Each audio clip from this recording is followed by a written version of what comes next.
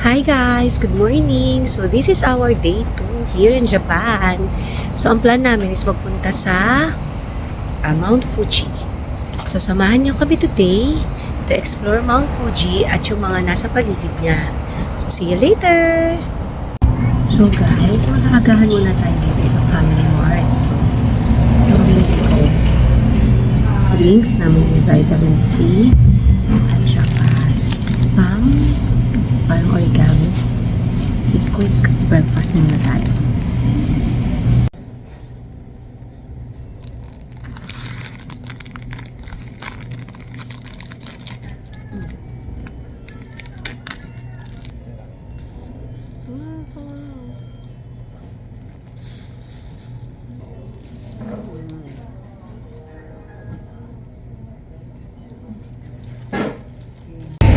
Guys, papunta na tayo sa bus station.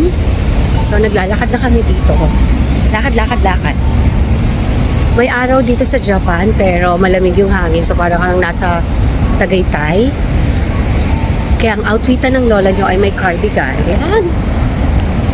Diba?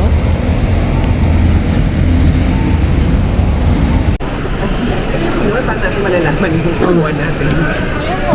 Guys, ito na ang bus. So, ayan ang bus. Ito na guys, bakit na kami? So, hanapin lang namin yung ating... ABC tayo, di ba? 10 ba? 10. Oo, ang 1 pa ba? 10 ABC tayo. So, ito yung bus natin. So, hanapin lang natin ang ating seat number. Unang-unang na nga tayong bumili.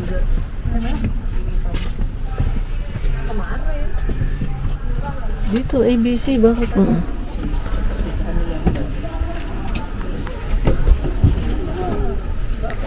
So guys, nakaupo na tayo. So wait na lang tayo pag nandun na tayo sa Kawaguchi ko.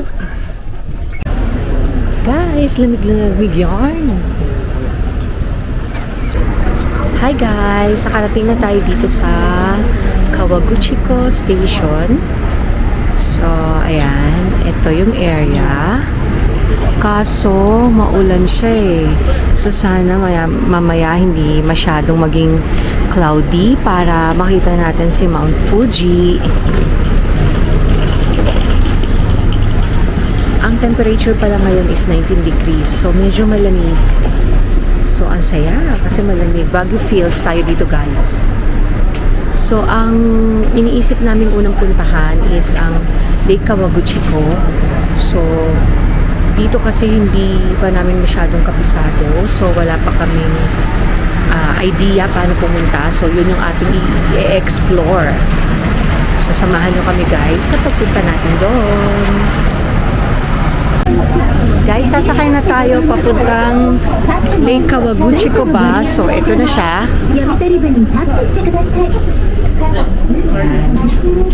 So, dito tayo. After Farnham Station, okay. Ano naman, pupunta tayo pala guys after. Una lang pumunta tayo doon naman tayo sa pinakadulo eh. Okay. Ito na. Sasakay na kami. Ito yung aming upuan. Dito sa kabila.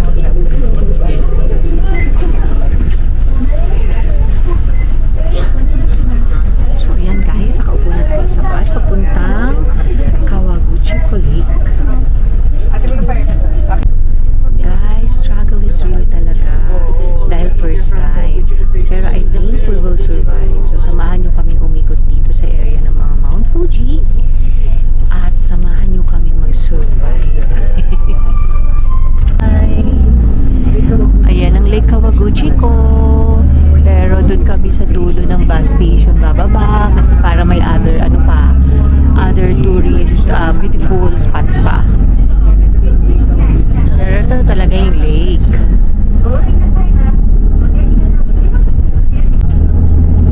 Yan, ganda ng paligid.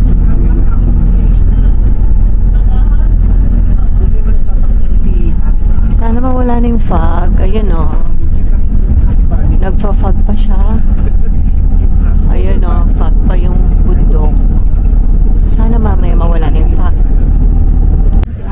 We're here na guys sa aming destination sa Kawaguchi Lake. Dito kami bumaba sa pinaka-last station. Tapos, ang balak namin is maglakad para yung kada station madaanan namin. So, as you can see, medyo maaraw. Maaraw, pero malamig ang hangin. Kaya, yung ating jacket, hindi ko pa siya binababa. Hindi ko pa siya tinatanggal. Kasi, malamig yung hangin niya. Although, maaraw. Kaya, sinuot ko na rin yung aking cap para hindi tayo masilaw. Siyempre, para mas lalo natin makita yung kagandahan ng Kawaguchi Lake. So, papunta na tayo doon. Teka, saan ang tabi? So, doon ang Kawaguchi Lake. At pupunta tayo doon. Sa ngayon, tayo ay naglalakad dito.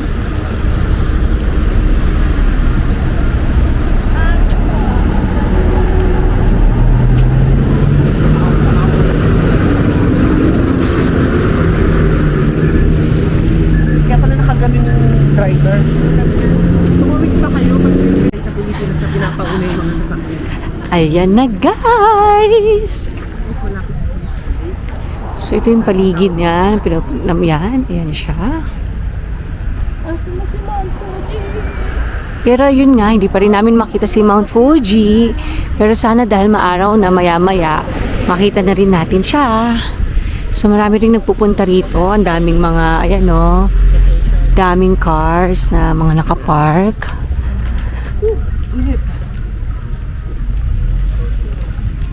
Mainit ha, tingnan nyo ha, maaraw oh. Pero ang lamig ng hangin. Hindi ako pinagpapawisan kahit suot-suot ko pa rin yung jacket ko. Dahil ang lamig ng hangin niya. So, ayan. So, dalhin ko kayo dito sa ating Kawaguchi Lake Exploration para makita nyo na rin ito.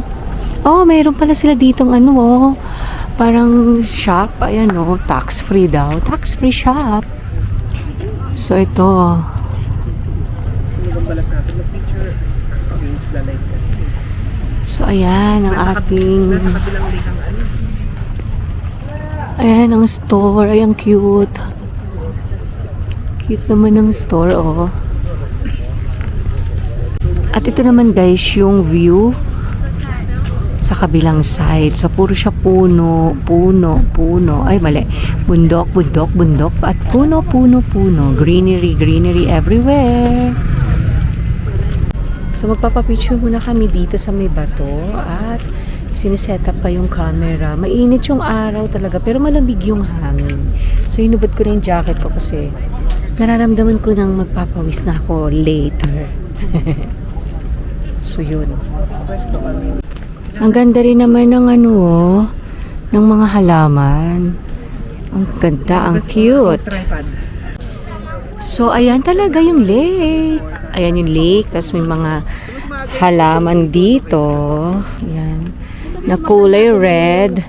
Dating green. Kasi may mga green siya na naging red. At ang napaka-calm na lake. Pero wala pang Mount Fuji.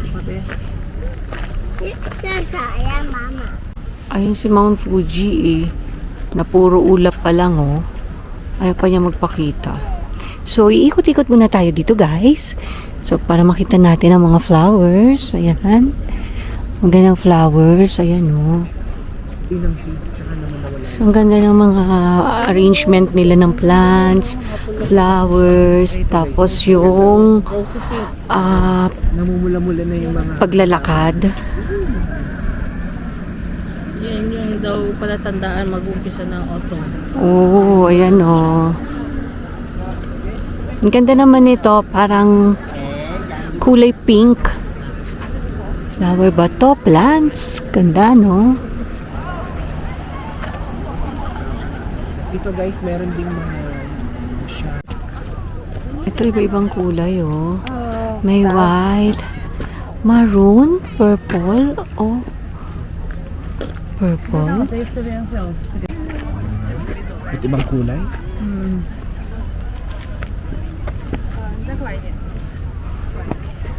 Oh. Ano, no? Ayan na yung flower. Na nagiging violet to eh, di ba? Nagiging violet yan. Ganda niyan. Meron kami dating ganyan tapos namatay. So, siguro sa pang malalamig lang talaga siya. Yan, no, parang nagtutuyot na ganyan siya. Nag-iiba yan ng kulay, eh. Ayan, kagaya nun. Parang peach na siya, di ba? Ayan, no. Nagiging violet din yan. Oh, marigold flowers. Marigold. Ay, talaga?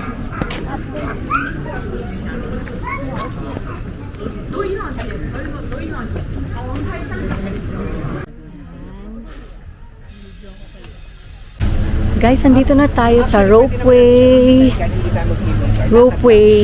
sightseeing. Ang ating second stop dito.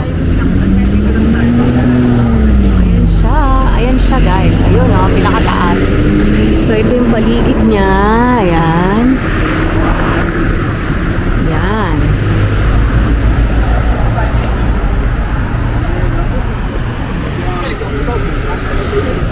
So, akit tayo sa may pa-ropeway, ayan, pero hindi naman tayo magro-ropeway. So, akit lang tayo for the sightseeing. Ayan So, mabundok pa rin dito.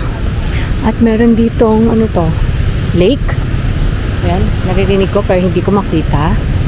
Ito pala, Mount Fuji Panoramic Ropeway. So, nandito tayo ngayon. So, ayan. So, para tayong nag-hiking kasi pataas. So, ang mga person ay mapapasabak sa pag-akyat.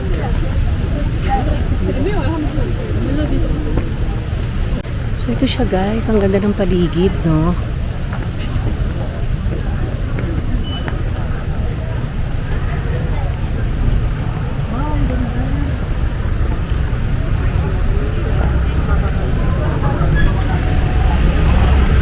So, ayun na naman ang lake, oh.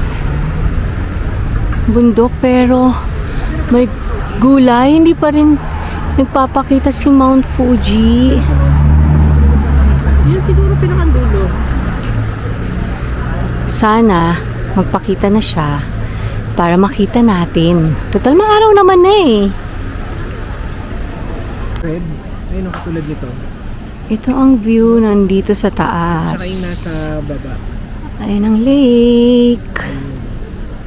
Guys, kung gusto nyo sumakay ng boat dito sa Kawaguchi River, ayan yung sasakyan yung boat. Ayan o. Tapos dito yung kanilang parang port. Ayan. So, ayan yun. Guys, ayun o. Para lang kami nasa Baguio. Meron din silang mga bibi-bibi sa lake.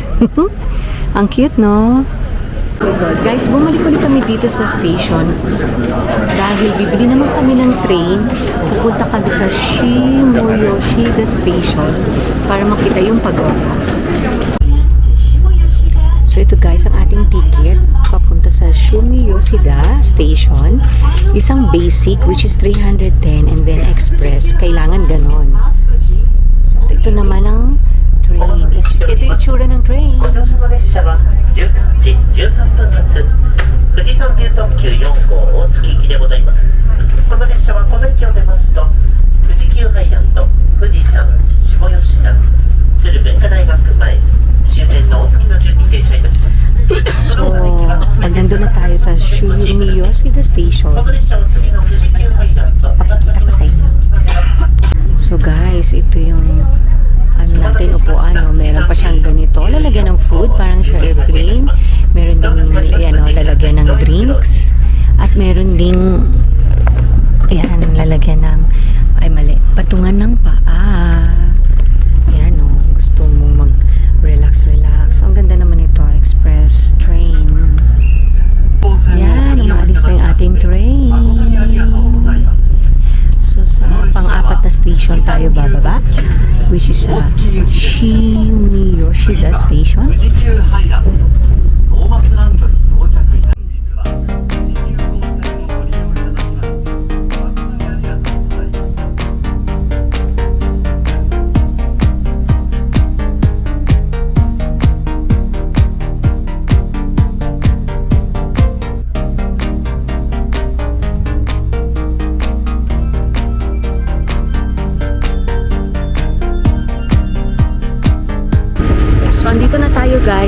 Shimoyoshida Station.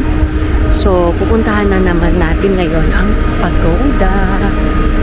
Ito ang Shimoyoshida Station. Yan o.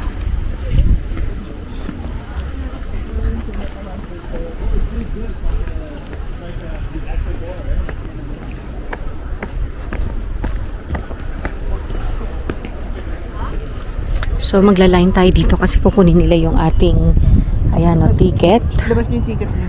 Ay. Dito po sa papuntang pagoda, para ka rin nag-hiking pa. Kasi may trail siya na daan. Dapat si Mount Fuji. Ayan o, Dapat si ganyan. Mount Fuji na trip, ang gagawin mo, mag-overnight kayo, accommodation bus. Punta ka, tapos lakarin mo na lang yung lake. Sa lake Kawaguchi ko paikot. Oo nga. So ito, okay naman dito kapag kababahan nyo ng Shimoyoshida Station. Paglabas nyo, kanan. Tapos ayan na, may trail na ganito. Ayan o. So may trail na ganyan. Dire-diretsuhin nyo lang to. Tapos makakarating na kayo sa pagoda. So madali lang naman. So ito na yung entrance niya. So ito po ay hagdan. Kaya sa mga pupunta rito ay suggest i-ready nyo ang inyong mga muscles. Aside sa paglalakad, tayo po ay aakyat ng hagdan. So ito yung paligid niya. Ayan. Ayan.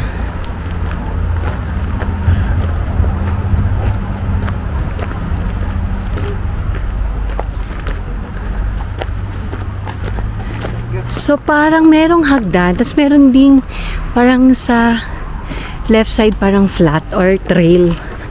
Pwedeng doon. Para kung hindi yung trip maghagdan, ayan, maganyan kayo. Pero kami, trip namin maghagdan for the exercise ang mga person. Kaya, maghahagdan tayo.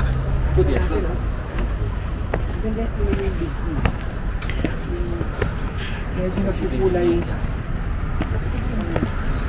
Okay, for the hingal na ang person. Pero laban lang para makita ang pagoda at sana makita rin natin si Mount Fuji.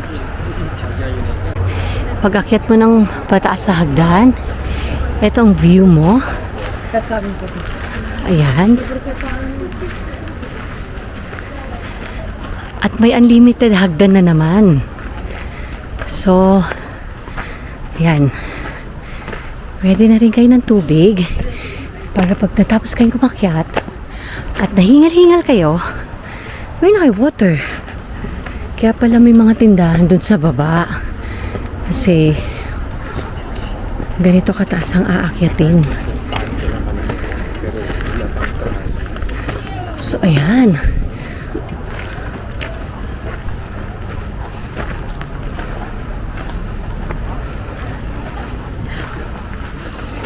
Okay, pag napagod kayo na initan, may ice cream store. Wow! May nakita kami dito, guys. Overlooking. Parang tayo nasa Tagaytay. May sa ganda ng view dito. Overlooking. Overlooking Antipolo or overlooking Tagaytay. Pero po wala pa rin po si Mount Fuji. Takpan pa ng mga ulap eh. So, pero ayan, maganda naman yung view from here. Yan. Overlooking tayo. Nakapagod. I think yun yung Mount Fuji. Ayan. Yan yata yung Mount Fuji. Ay, yung Mount Fuji. Ayan o. Oo. Na at least nakagano na parang Nakagano na sila. Oo, yan. Pero yung tuktok na lang yung wala. So, sana bago tayo bumaba, magpakita na siya, no? So, ayan guys, dahil yung mga tuhod natin ay sumasakit sa pag-akyat ng hagdan, dito na tayo sa may flat na trail dadaan. So, at least dito kasi, lalakad ka lang. So, kahit pataas, mas mahirap pa rin kasi pag umaakyat ka ng hagdan, sakit sa tuhod. So, ayan siya, oh. Parang mountain climbing na rin to. Ito yung mga sa tabi niya. Siguro sa gabi may ilaw to. Yun yung mga poste niya. So, pag nandun na kami sa taas, guys, saka na lang uli kayo balikan para mapabilisan lakad ko. Okay? Ayan, meron na naman tayong unlimited na hagdan. So, mabuti na lang din ay nag-exercise tayo ng konti. So, hinihingal lang tayo. Hindi tayo maatake. Marami pa pala to. So, worth yung isang linggong pagkain nyo kapag dito kayo nag-akyat at manaog ng hagdan. I think, guys, natatanaw ko ng liwanag. Yes, after so many steps.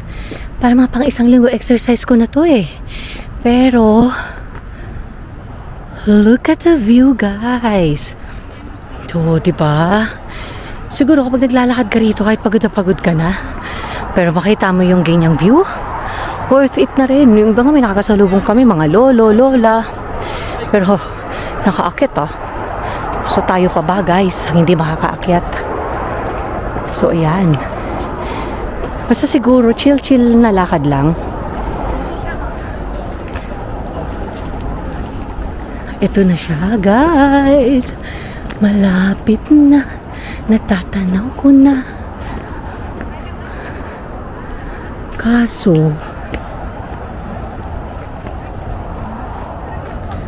Kaso mukhang si Mount Fuji is hindi nakikikooperate.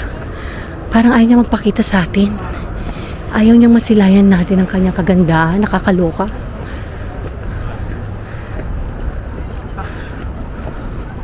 So guys, ito yung pagoda. Wait lang ha. Ayan siya, guys.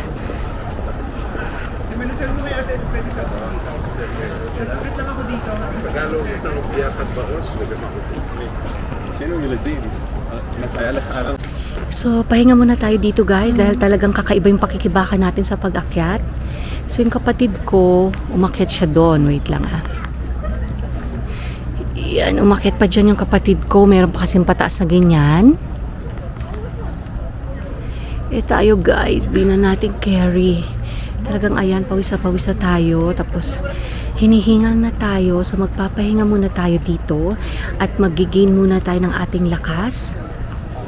Para mamaya pagbaba natin, hindi na tayo maging masyadong ganun kapagod.